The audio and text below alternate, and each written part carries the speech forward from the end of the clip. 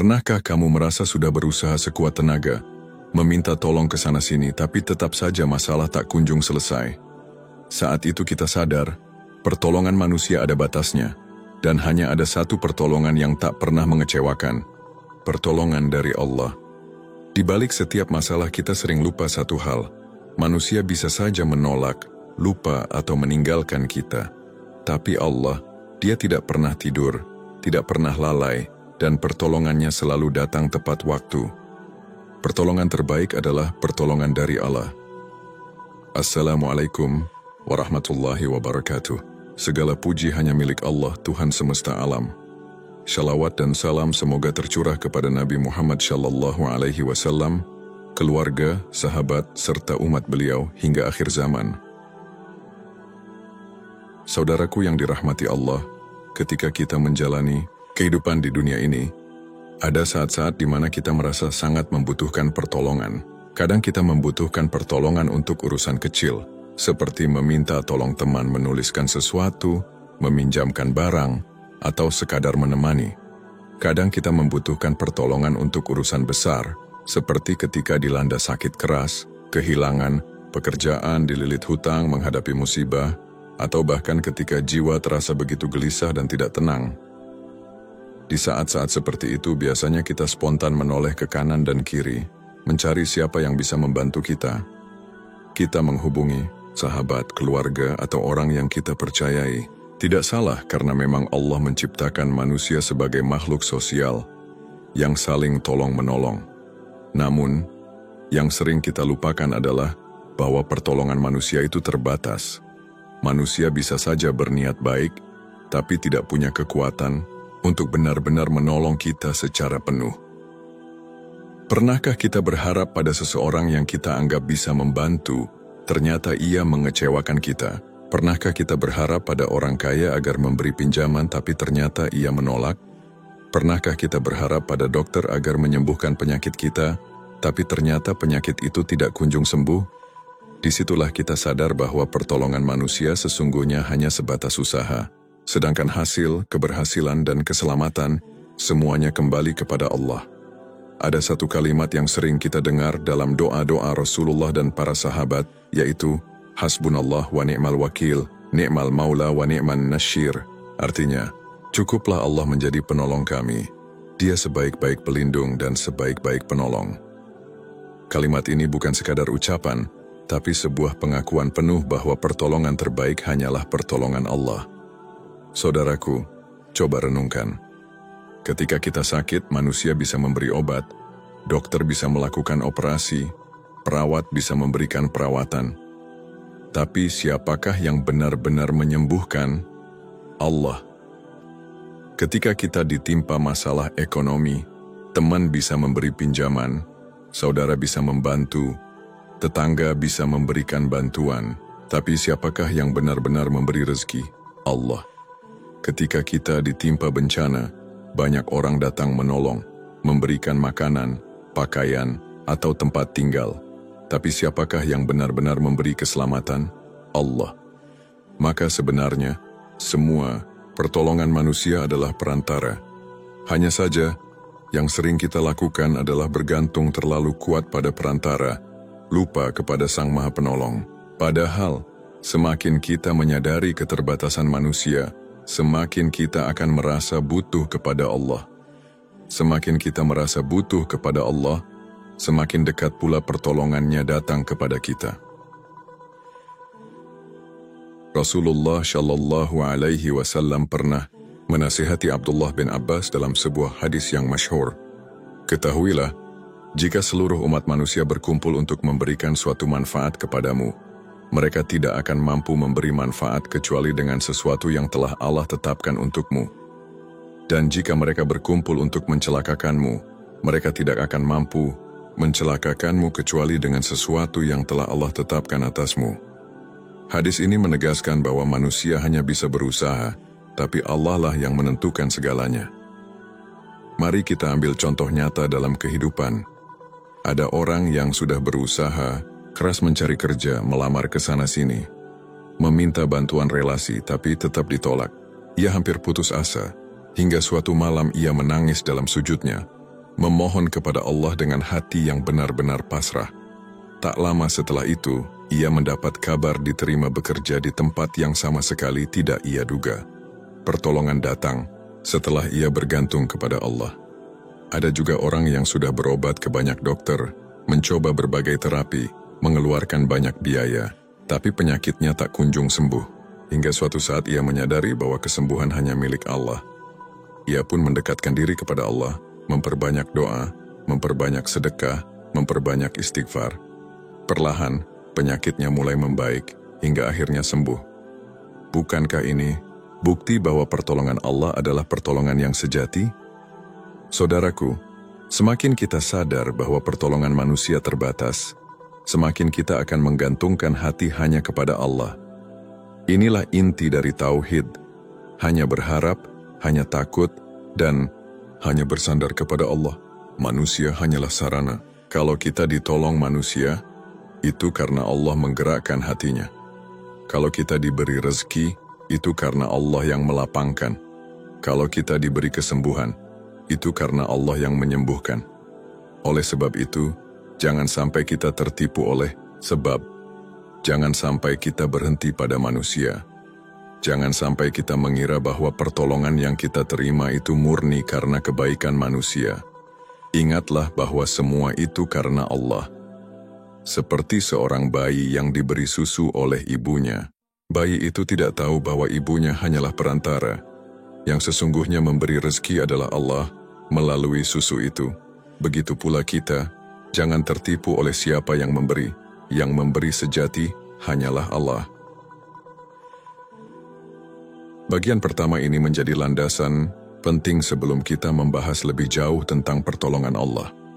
Karena kalau kita belum sadar bahwa pertolongan manusia terbatas, kita akan sulit memaknai betapa agungnya pertolongan Allah. Pertolongan Allah tidak mengenal batas, tidak terbatas ruang, tidak terbatas waktu, tidak terbatas kemampuan. Ketika manusia berkata tidak mungkin, Allah berkata kun fayakun, jadilah, maka terjadilah. Ketika manusia meninggalkan kita, Allah tetap bersama kita. Ketika semua pintu manusia tertutup, pintu Allah selalu terbuka. Maka, marilah kita mulai dengan kesadaran ini, bahwa pertolongan terbaik, pertolongan paling sempurna, dan pertolongan yang tidak pernah mengecewakan, hanyalah pertolongan Allah. Dalil Al-Quran dan hadis tentang pertolongan Allah.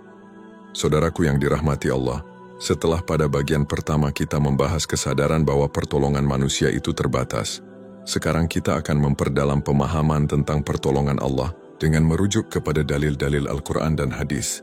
Mengapa kita harus merujuk kepada Al-Quran dan hadis? Karena keduanya adalah sumber kebenaran yang terjamin keasliannya. Al-Quran adalah kalam Allah yang diturunkan kepada Nabi Muhammad SAW sebagai petunjuk bagi seluruh umat manusia. Sedangkan hadis adalah penjelasan, bimbingan dan teladan dari Rasulullah SAW tentang bagaimana kita memahami dan mengamalkan wahyu tersebut. Pertolongan Allah bukanlah sekadar janji kosong. Pertolongan Allah adalah kenyataan yang sudah terbukti dalam sejarah, yang dijanjikan dalam Al-Quran, dan yang dijelaskan dalam hadis-hadis Rasulullah. Mari kita renungkan beberapa dalil yang menegaskan hal ini. Pertolongan Allah dalam Al-Quran.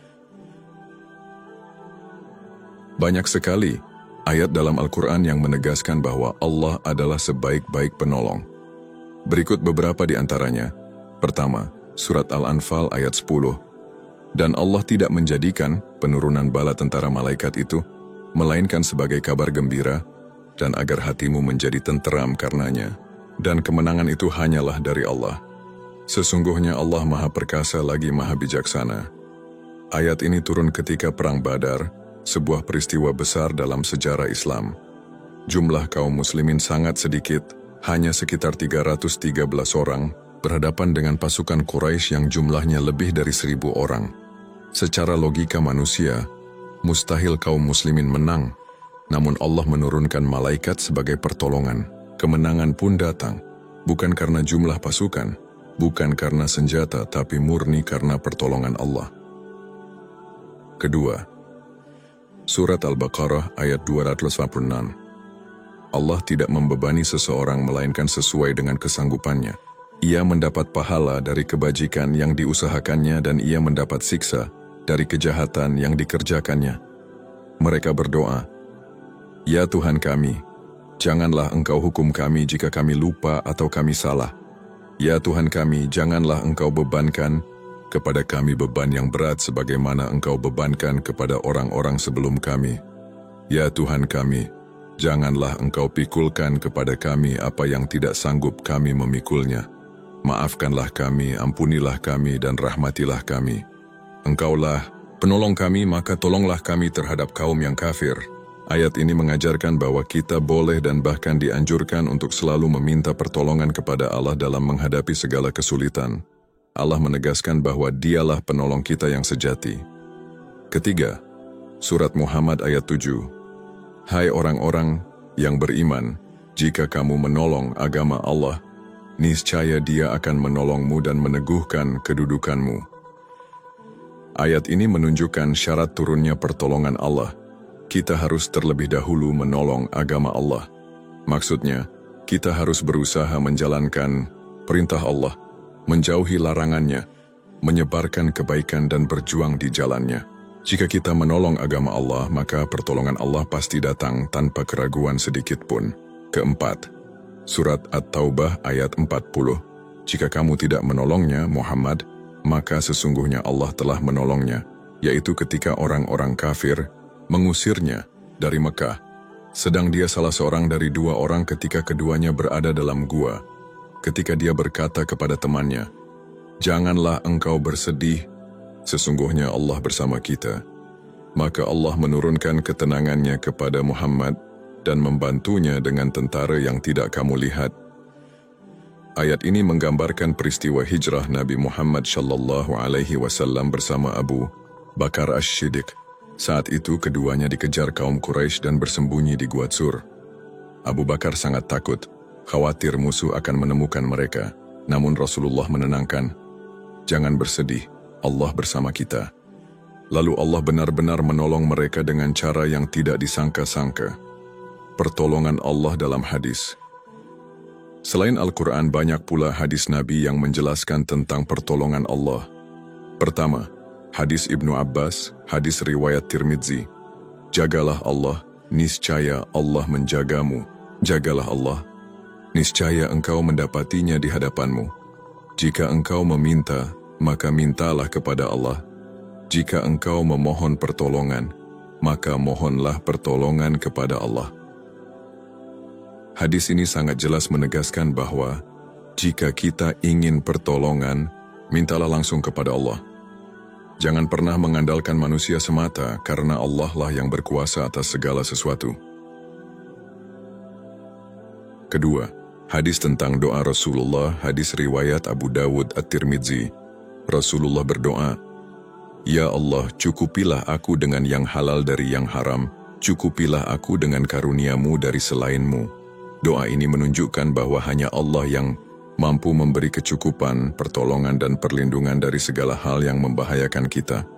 Ketiga, hadis Qudsi, hadis riwayat Bukhari dan Muslim. Allah berfirman, "Barang siapa yang memusuhi waliku, maka aku umumkan perang terhadapnya. Tidaklah seorang hamba mendekat kepadaku dengan sesuatu yang lebih aku cintai daripada apa yang telah aku wajibkan atasnya.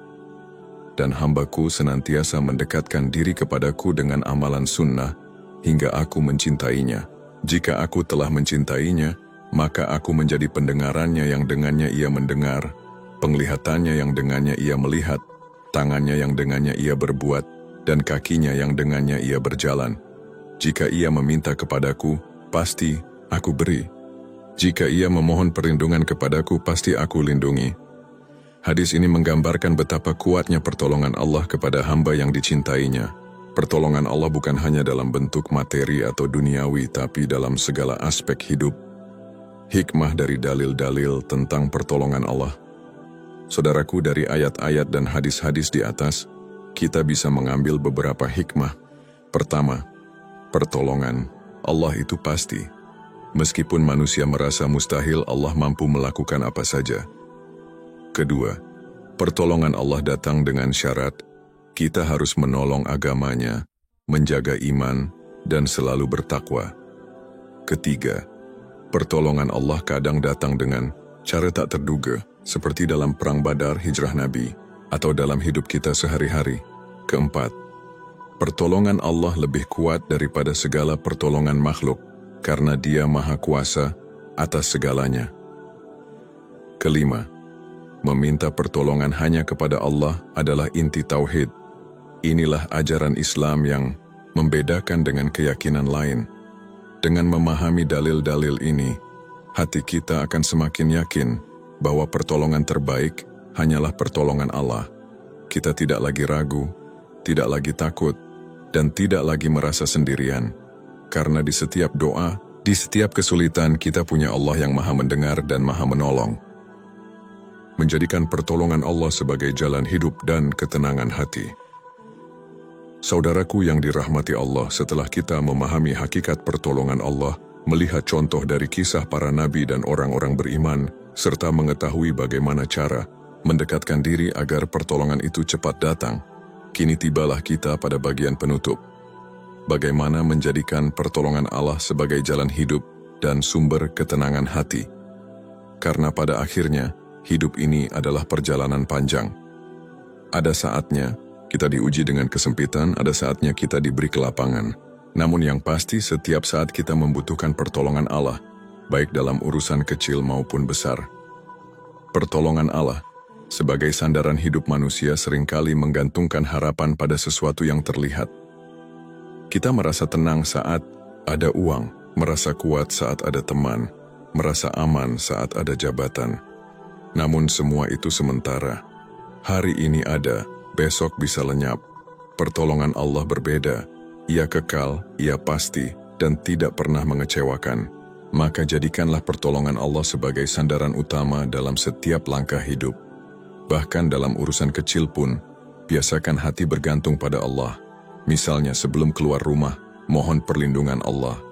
Sebelum bekerja, mohon kemudahan dari Allah. Bahkan sebelum berbicara, minta agar Allah menjaga lisan. Ketika kita terbiasa melibatkan Allah dalam setiap detik kehidupan, hati akan merasa damai, karena kita yakin apapun yang terjadi Allah bersama kita. Menjadikan pertolongan Allah sebagai motivasi dalam ujian. Hidup ini tidak lepas dari ujian. Ada yang diuji dengan kehilangan, sakit, kemiskinan, penghinaan, bahkan kesepian. Namun, seorang mukmin yang yakin pada pertolongan Allah tidak akan mudah goyah. Ia akan selalu berkata dalam hatinya, Allah bersamaku, Allah tidak akan meninggalkanku. Keyakinan ini yang membuat ia kuat. Inilah rahasia mengapa para nabi tetap tabah, walau menghadapi ujian yang sangat berat. Ingatlah kisah Nabi Musa yang terdesak di tepi laut, namun tetap berkata dengan yakin, sekali-kali tidak, sesungguhnya Tuhanku bersamaku, Dia pasti akan memberi petunjuk kepadaku. Al-Quran Surat Asy-Syu'ara ayat 62. Keyakinan seperti inilah yang harus kita tanamkan dalam diri, bahwa dalam kondisi paling sulit sekalipun, pertolongan Allah pasti lebih dekat daripada urat leher kita. Saudaraku, seluruh pembahasan ini membawa kita pada satu kesimpulan, pertolongan terbaik hanyalah pertolongan Allah. Maka jangan pernah putus asa, jangan pernah bergantung sepenuhnya pada makhluk. Dekatkanlah diri kepada Allah dan engkau akan merasakan indahnya hidup dalam naungan pertolongannya.